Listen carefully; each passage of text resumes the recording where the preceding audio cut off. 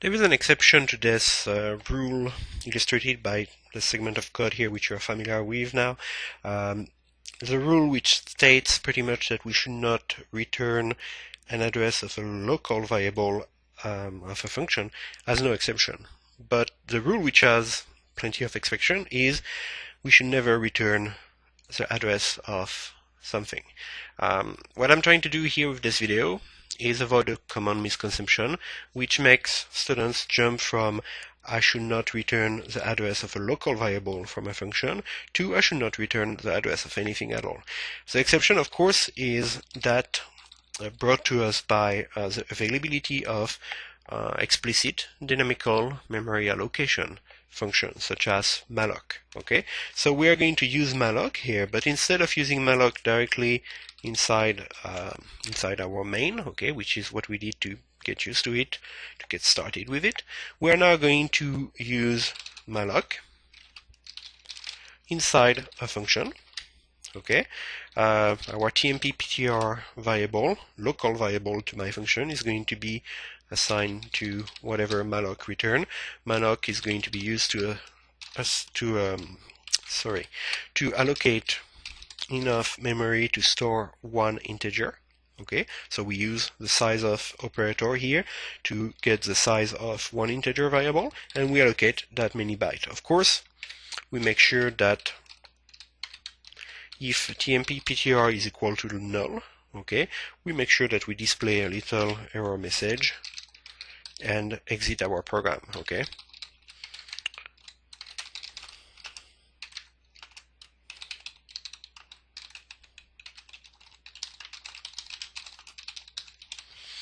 that should do just a little error message to let us know what happened, and then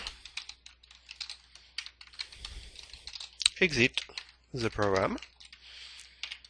So this is really, rudimentary error handling, but that's enough for what we are doing here. And we return the value stored inside of tmp ptr, which is the address of this newly allocated memory. I'm going to add one more thing here.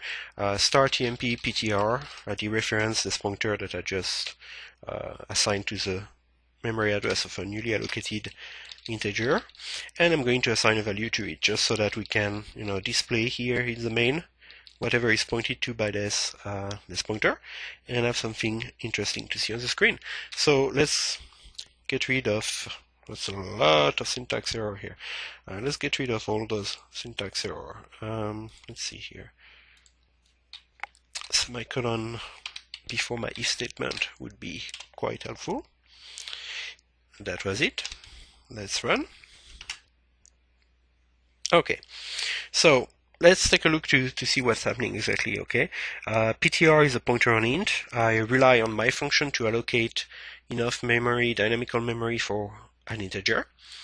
Returns the address of that newly allocated memory area after assigning 42 inside of it. So I display here that ptr is pointing to 42.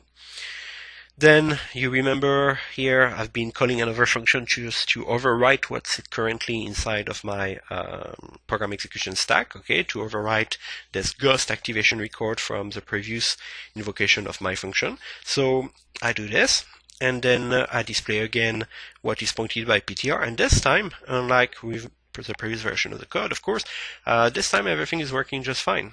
Okay, ptr is still pointing to dynamically allocated memory, which is still available to my usage, which still contains 42 regardless of what's happening on the stack with all those activation records. So that's the difference between returning the address of a local variable, which is going to be pretty much overwritten because it was on an activation record not existing anymore, and returning an address that has been allocated with malloc. That is from the data segment, okay, and which is going to be still there regardless of what happens to activation record on the stack. Okay, the one thing missing in this program is, of course, free ptr here to make sure that, well, I should close that first, to make sure that that I don't leave any memory. It's a very bad habit to to forget to deallocate memory that you allocate dynamically in your program. So I will call the free PTR, even though this program is going to terminate right after, so pretty much the memory that was used by its process is going to be deallocated, but it's not an excuse to take bad programming habits there.